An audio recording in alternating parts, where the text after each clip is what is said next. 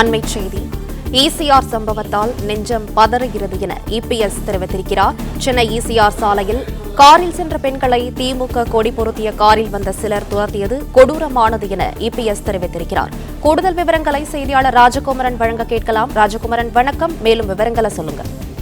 சென்னை கிழக்கு கடற்கரை சாலை பகுதியிலே கானாத்தூர் அருகிலே காரில் சென்ற சில பெண்களை வழிமறித்து, சஃபாரி காரில் ஒரு கட்சி கொடியுடன் வந்த நபர்கள் வழிமறித்து அந்த பெண்களை மிரட்டியிருந்த நிலையில் தற்பொழுது எதிர்க்கட்சித் தலைவர் எடப்பாடி பழனிசாமி இந்த பதிவினை வெளியிட்டிருக்கின்றார்.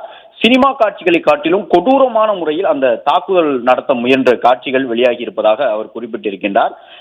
அந்த பெண்கள் அந்த நபர்களிடமிருந்து தப்பித்து வீடு வரை துரத்தி வந்த கயவர்கள் வீட்டில் இருந்த உறவினர்களும் அக்கம் பக்கத்தினரும் கூடியதால் அங்கிருந்து சென்றிருப்பதாகவும், இது குறித்து புகார் அளித்தால் இரவு நேரத்தில் உங்களை யார் வெளியே போக சொன்னது என்று காவல்துறையினர் கேட்டதாகவும் பாதிக்கப்பட்டோர் தரப்பில் கூறியுள்ளனர் என்று எதிர்க்கட்சித் தலைவர் எடப்பாடி பழனிசாமி கூறியிருக்கின்றார்.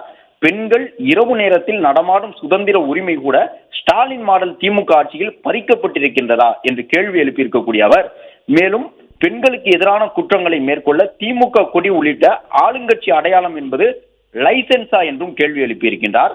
குற்றம் செய்பவர்கள் திமுகவினர் என்றால் காவல்துறை ஆமை வேகத்தில் காலந்தாழ்ந்துதான் செயல்படுமா என்று கேட்டிருக்கக்கூடிய எதிர்க்கட்சி தலைவர் எடப்பாடி பழனிசாமி, யார் அந்த சார் என்கின்ற நீதிக்கான கேள்விக்கு எரிச்சல் அடைந்த முதலமைச்சர் இந்த சார்கள் பற்றி என்ன சொல்ல போகின்றார் என்று கிழக்கு கடற்கரை சாலையில் திமுக கொடியுடன் வந்த காரில் பெண்களை வழிமறித்து தாக்க முயற்சித்த நபர்கள் தொடர்பாக இந்த பதிவினை வெளியிட்டிருக்கின்றார். குறிப்பாக தமிழகத்தின் முக்கியமான சாலையான கிழக்கு கடற்கரை சாலையில் பெண்களை இப்படி கொடூரமாக வழிமறித்து தைரியமாக தாக்க முயலக்கூடிய அளவிற்கு தமிழகத்தில் சட்டம் ஒழுங்கு அடியோடு சீர்கெட்டுள்ளது என்று குறிப்பிட்டிருக்கக்கூடிய எடப்பாடி பழனிசாமி இந்த ஸ்டாலின் மாடல் திமுக அரசுக்கு தன்னுடைய கடும் கண்டனத்தை தெரிவித்துக் கொள்வதாகவும் குறிப்பிட்டிருக்கின்றார்.